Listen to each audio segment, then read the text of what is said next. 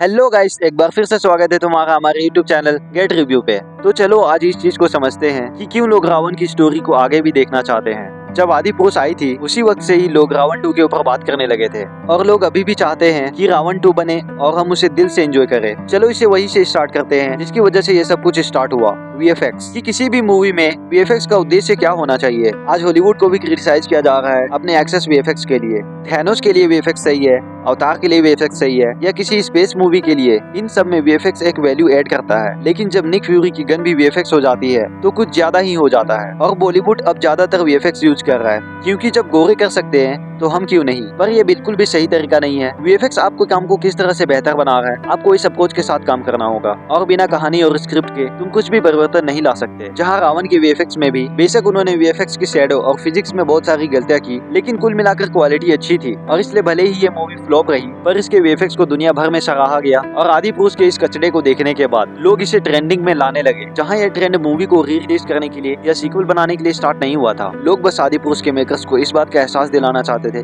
देखो असल में तुमने बनाया क्या है। रावण मूवी जो कि 2011 में आई थी, दुनिया भर में 2011 में बॉलीवुड की दूसरी सबसे कमाई करने वाली मूवी बनी और इसने बॉक्स ऑफिस पर शुरुआत के कई रिकॉर्ड्स तोड़े थे। इस फिल्म ने दुनिया भर में 207 करोड़ से अधिक कमाई की और ये एक कमर्शियली सक्सेसफुल मूवी भी बनी। इस मूवी को फिल्म फेयर और नेशनल अवार्ड भी दिया गया बेस्ट स्पेशल इफेक्ट के लिए। आजकल की ज्यादातर बॉलीवुड मूवीज भी रावण मूवी के वीएफएक्स को मैच नहीं कर पाती। जैसा कि आजकल सुनने के लिए मिलता है, x movie 600 crore, x movie 700 crore में बनी है, तो उस वक्त 150-200 करोड़ इनके बराबर ही थी। उस वक्त 500-600 करोड़ की मूवी नहीं बनती थी। उस समय लोग इसके लिए काफी ज्यादा एक्साइटेड थे क्योंकि उस समय ये एक नई चीज थी। उस समय बॉलीवुड में भी गिनी चुनी सुपर हीरो मूवीज थी। उस वक्त मूवी बहुत ही ज्यादा हाइप में थी। उसके प्रोमो मटेरियल्स और ट्रेलर काफी ज्यादा हिट हुए थे। मूवी के सॉन्ग भी काफी ज्यादा हिट हुए थे। पर जब मूवी रिलीज हुई तो इसने काफी लोगों को निराश किया। कहानी तो अच्छी थी लेकिन बिना मतलब घिसी पिटी दक्षिण भारतीय प्राचीन वस्तुओं, प्यार, कॉमेडी, पार्टी और सिर्फ बच्चों पर फोकस करने की कोशिश ने इसे किसी भी चीज पर केंद्रित नहीं होने दिया। बस वीडियो गेम थ्योरी और शेखर प्रतीक फादर सन बॉन्ड को बनाए रखने के संबंध में देखे तो ये काफी अच्छी थी। डायरेक्टर अनुभव सिन्हा इस कॉन्टेक्स्ट में और बड़े बजट को संभालने में अपनी अनुभवहीनता के कारण पूरी तरह से निराश थे। और दूसरी तरह से देखे तो ये मूवी बच्चों को काफी ज्यादा पसंद आई। अपने फेवरेट सुपरस्टार को अपने फेवरेट सुपर हीरो बनते हुए देखना। जिस वक्त सब हॉलीवुड की तरफ शिफ्ट हो रहे थे उस वक्त इंडिया में ही हॉलीवुड लेवल कंटेंट देखने को मिल गया और मूवी फिर वही मार खा गई कि मूवी सिर्फ बच्चों के लिए ही अच्छी थी। अडल्ट की बात करें तो उनके लिए इस मूवी में कुछ खास नहीं था। यहाँ तक कि मार्वल की मूवीज भी बच्चों को आकर्षित करने के लिए बनाई जाती है, पर वो बच्चों के साथ साथ बड़ों का इंटरेस्ट भी कैटर करती है। अब जब तुमने इतना अच्छा कॉन्सेप्ट उठाया है कि कैसे एक गेम का विलन गेम के अंदर से बाहर निकल जाता है और उसे मारना चाहता है जिससे वो गेम में बुरी तरह हारता था, तुमने इस इम्पोर्टेंट कॉन्टेक्स्ट को पीछे छोड़ प्यार, कॉमेडी, पार्टी और बच्चों पर मूवी फोकस करने की कोशिश की जिसकी कोई जरूरत नहीं थी और इसी चीज ने लोगों को सबसे ज्यादा निराश किया। वहीं अगर वीएफएक्स को देखें तो क्या रावण का वीएफएक्स जीरो से भी अच्छा था? जीरो में तो कहानी और भी अच्छी नहीं थी। और मैं आपकी यादें ताजा कर देता हूँ, यह फिल्म हिमांशु शर्मा ने लिखी थी। इसी आदमी ने तनु वेड्स मनु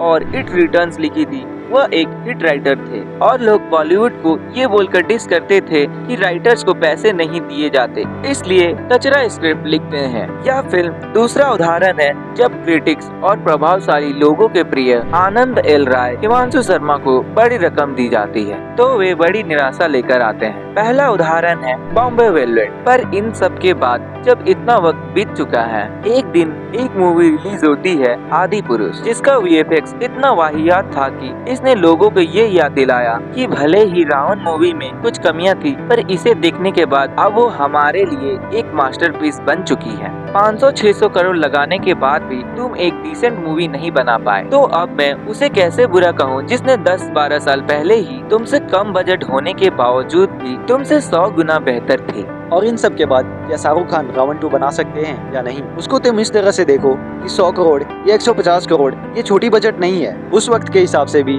और इस वक्त के हिसाब से भी इतना सारा पैसा और साथ ही ऐसा वीएफएक्स जो इंडिया में पहले कभी देखा ही नहीं गया था। एक सुपर हीरो की कहानी जो इस आर्क के निभाना चाहते थे, एक हेवी रिस्की एक्सपेरिमेंट जो वो करना चाहते थे। Every promo material works, every song works. Movie पूरे हाइप में थी, सभी लोग काफी एक्साइटेड थे, पर जब मूवी रिलीज हुई इसे काफी ही क्रिटिसाइज किया गया इसके स्टोरी के लिए। लोगों को इससे काफी एक्सपेक्टेशन थी, पर उस वक्त कुछ भी काम नहीं आया। और जब ऐसा होता है ना, जब तुम्हारी एक्सपेरिमेंट मूवी या ऐसी मूवी जो किसी नई कंसेप्ट पे बनी है, अगर वो काम नहीं करती है ना, तो फिर कोई भी उस चीज पर काम नहीं करना चाहता। और यही रीजन है कि आज हमारे पास रावण 2 नहीं है, पर फिर भी भरोसे पर दुनिया कायम है। शाहरुख खान अगर रावण 2 पर काम करना भी चाहेंगे तो वो इस बात का ध्यान जरूर से रखना चाहेंगे कि इसकी स्क्रिप्ट बहुत ही अच्छी हो, और फिर शायद कहीं हमें किसी एक दिन रावण 2 देखने को मिल जाए। क्योंकि एक तरह से देखे तो मूवी की कहानी को आसानी से कंटिन्यू किया जा सकता है, और लास्ट में हमें ये भी तो दिखाया जाता है कि जीवन गेम से बाहर आ चुका है।